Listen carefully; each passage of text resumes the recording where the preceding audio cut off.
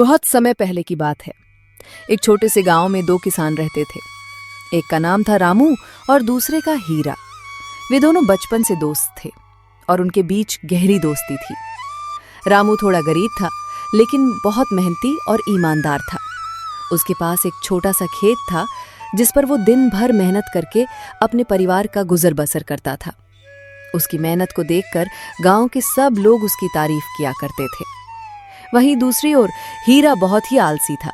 वो ज्यादा काम नहीं करता था, दिन भर अपने खेतों में खाट पर लेटा रहता और मेहनत का तो उससे कोई लेना देना ही नहीं था। रामू की मेहनत की वजह से उसके खेत में खूब अच्छी फसल होती थी, जिसके कारण हीरा और गांव के सारे लोग रामू से जलते थे। रामू की फसल देखकर हीरा की पत्नी कहती है, देखिए जी, इस रामू की फसल इस बार भी कितनी अच्छी हुई है। हमेशा इसके साथ ही अच्छा क्यों होता है? इस बार तो ये फसल बेचकर अमीर ही हो जाएगा। जबकि हीरा पहले ही उससे चिढ़ता था, वो अपनी पत्नी को कहता है, तुम परेशान मत हो, इसको हम अमीर नहीं होने देंगे। मेरे जीते जी ये कभी अमीर की जिंदगी नहीं जी सकता।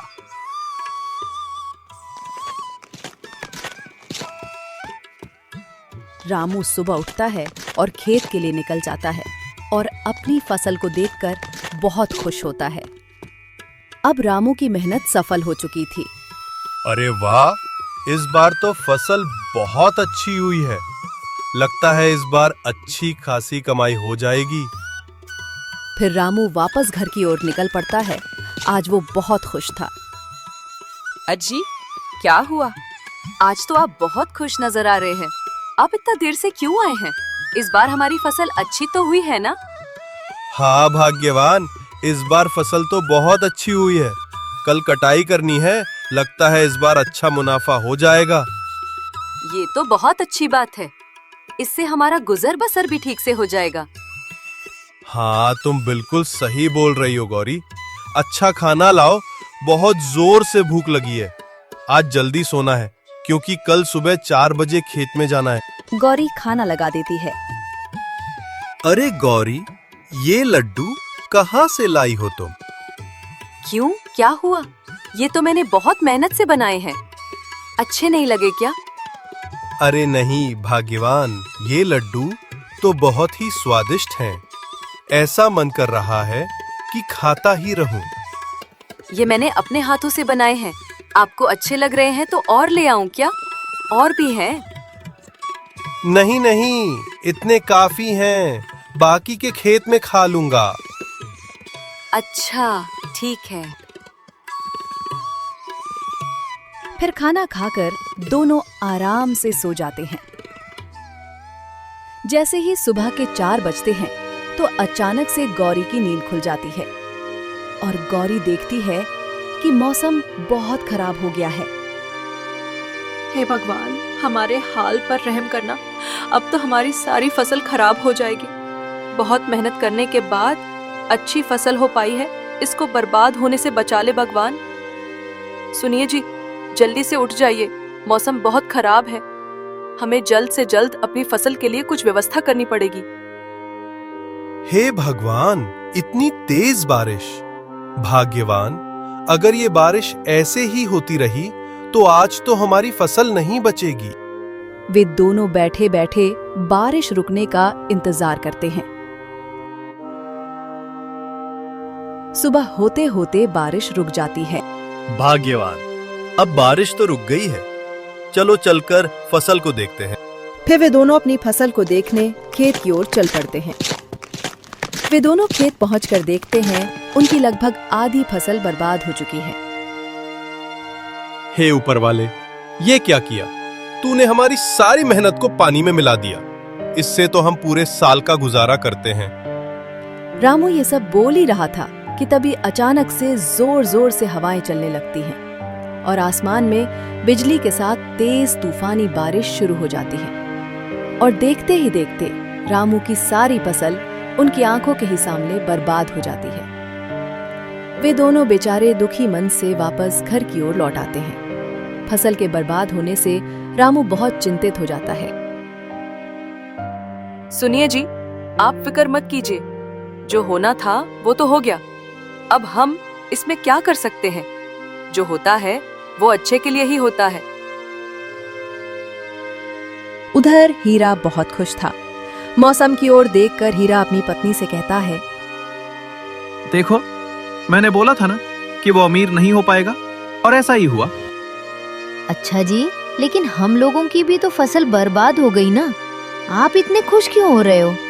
आपको तो दुखी होना चाहिए। अरे, हमने तो अपने खेत में उतना पैसा नहीं लगाया है और ना ही उतनी मेहनत, तो इसलिए मुझे तो बहुत खुशी हो रही है। हमारा तो जब भी इतना फायदा नहीं होता, कम से कम रामू हमसे ज्यादा अमीर तो नहीं बन सकता।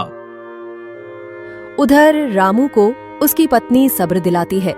5-6 दिन से बारिश रुकने का नाम तक नहीं ले रही थी, लेकिन रामू को फिर भी उम्मीद थी कि शायद कुछ फसल तो बच ही गई होंगी।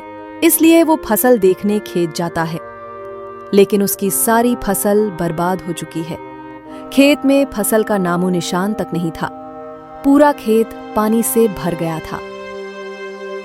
हे भगवान, ये कैसी परीक्षा ले रहे हो?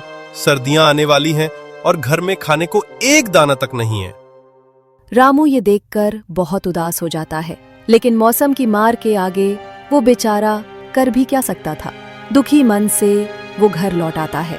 रामू घर आकर सारी बात अपनी पत्नी को बताता है। भाग्यवान, हमारी सारी फसल बर्बाद हो गई। सर्दी भी आ चुकी है, अब हमारा गुजारा कैसे होगा? घर में खाने को कुछ भी नहीं है। अजी, आप फिक्र मत कीजिए, मेरे पास एक आइडिया है। आपको तो पता ही है कि मुझे लड्डू और पकौड़ी बनाने आती है, और सर्दी भी आ चुकी है, तो क्यों ना हम इन सर्दियों में पकौड़ी और लड्डू बनाकर बेचें। तुम सही कहती हो। सर्दियों में लोगों को लड्डू और पकौड़ी बहुत पसंद आती हैं, लेकिन उनको बनाने के लिए पैसे भी तो चाहिए।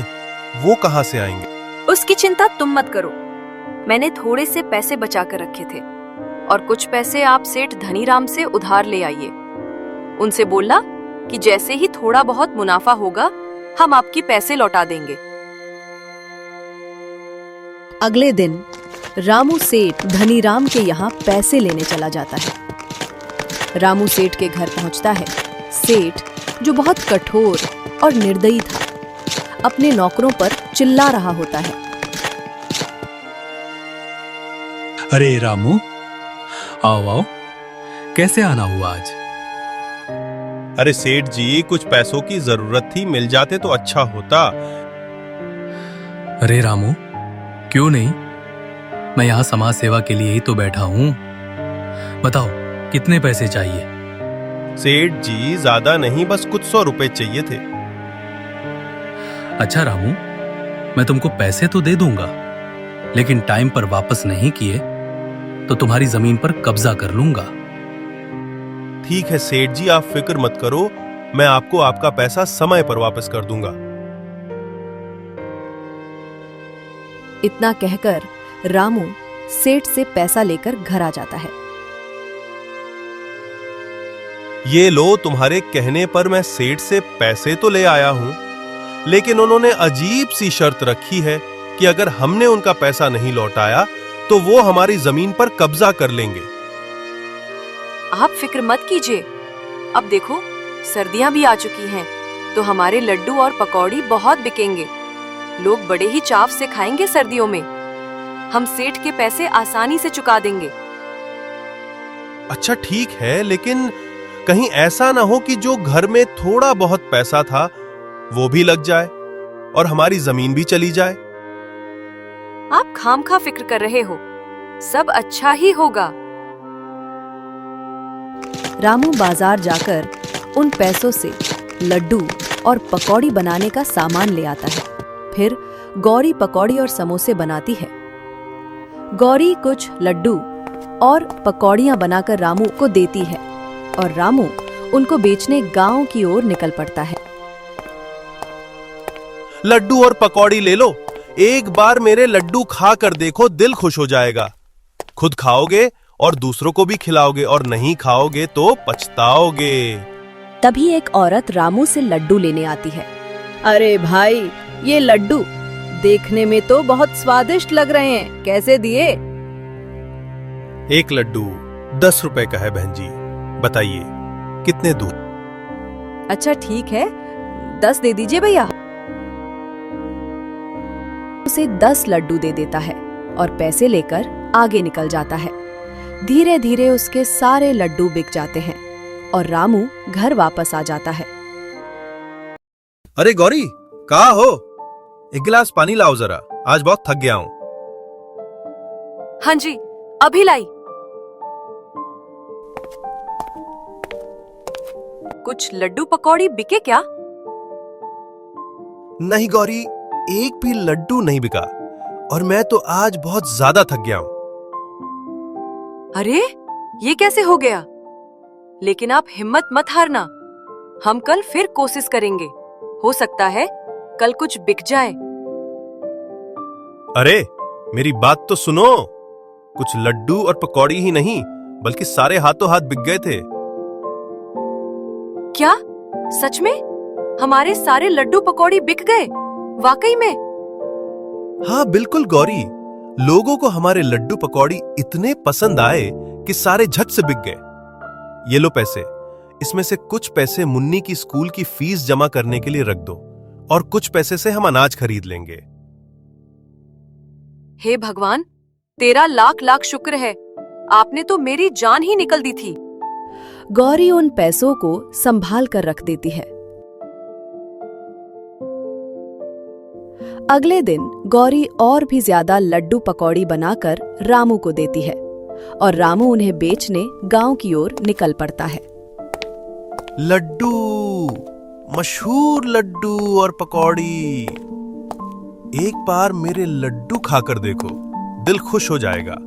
खुद खाओगे और दूसरों को भी खिलाओगे और नहीं खाओगे तो पछताओगे। तभी एक आदमी आता है और कहता है, अरे ओ लड्डू वाले भैया, हमने सुना है तुम्हारे लड्डू बहुत स्वादिष्ट हैं। चलो 100 रुपए के लड्डू और पकौड़ी दे दो। रामू उसे सामान देता है और बाकी बेचता है। जल्दी ही सब लड्डू बिक जाते हैं। शाम को वो घर लौटता है और कहता है, गौरी, अब तो हमारे लड्डू पूरे गांव में प्रसिद्ध हो गए हैं। इसके बाद ठंड बढ़ती गई, बिक्री और मुनाफा भी बढ़ता गया। जहां रामू एक टोकरी में लड्डू और पकौड़ी बेचा करता था, अब उसने एक बड़ा सा ठेला ले लिया था। अब उसके पास ग्राहकों की भीड़ लगी रहती थी।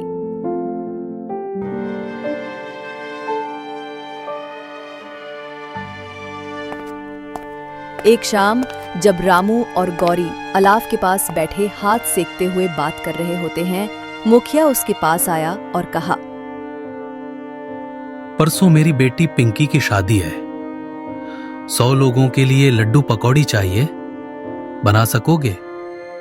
रामू मान जाता है। उनकी ये सारी बातें हीरा और उसकी पत्नी एक पेड़ के पीछे छिपकर सुन रहे थे। हमेशा इस रामू के ही साथ इतना अच्छा क्यों होता है? मुझे कुछ भी करना पड़े, इस बार मैं इसके साथ हरगिज अच्छा नहीं होने दूंगा। हीरा और उसकी बीवी रामू की इतनी तरक्की देखकर जलने लगे थे और वे इस इंतजार में थे कि गौरी लड्डू पकौड़ी बनाकर कहाँ रखती है। गौरी जैसे ही लड्डू पकौड़ी बनाकर अपनी किचन में रखकर सोने जाती है, इधर हीरा और उसकी बीवी चुपके से किचन में जाते हैं और सारे लड्डू पकौड़ी चुरा लेते हैं। जैसे ही सुबह होती है तो गौरी किचन में जाती है। उसे वहां एक भी लड्डू पकौड़ी नहीं दिखते हैं। ये सब देखकर वो बहुत हैरान हो जाती है और सारी बात अपने पति को बताती है। अरे भाग्यवान, ऐसे कैसे हो सकता है? मैं अभी मुखिया जी के घर जा रहा हूं और उनसे बोल दूंगा कि बस मुझे आज का समय और दो।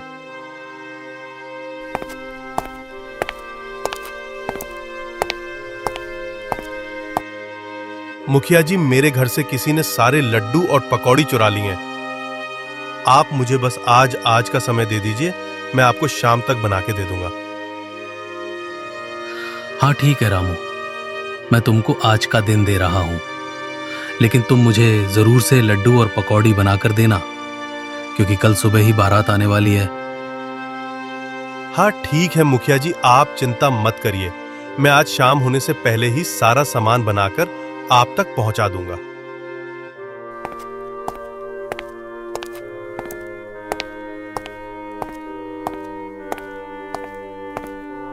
वापसी में रामू देखता है कि हीरा का बेटा लड्डू खा रहा है और उसके पास पकौड़ियाँ भी हैं।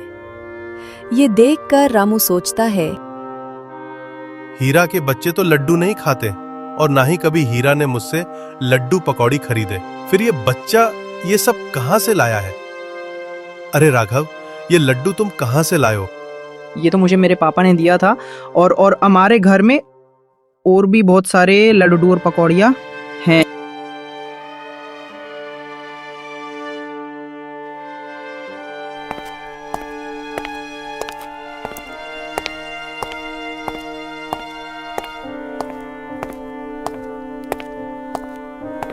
फिर रामू मुखिया जी के घर जाता है और सारी बात उन्हें बता देता है। मुखिया जी अपने नौकरों के साथ हीरा के घर जाते हैं और उसके घर की छानबीन कराते हैं। जाओ, इसके पूरे घर की अच्छे से तलाशी लो। जब वे छानबीन करते हैं तो उन्हें हीरा के घर के अंदर से ढेर सारे लड्डू और पकौड़ियाँ मिलते हैं। क्यों चुराए तुमने ये लड्डू और पकौड़े? मुझे माफ कर दीजिए, मेरे अंदर ईर्ष्या आ गई थी, इसीलिए मैंने ऐसा किया है। मुखिया जी, मैं आज के बाद ऐसी हरकत नहीं करूंगा। आप मुझे बस एक बार माफ कर दीजिए। नहीं, ये माफ करने लायक काम नहीं है। अगर मैंने तुम्हें माफ कर दिया तो तुम फिर से ऐसा काम करोगे? मारो इसको। और फिर सब मिलकर हीरा की अच्छी धुलाई करते हैं। इस प्रकार हीरा को उसके किए की सजा मिल जाती है और रामू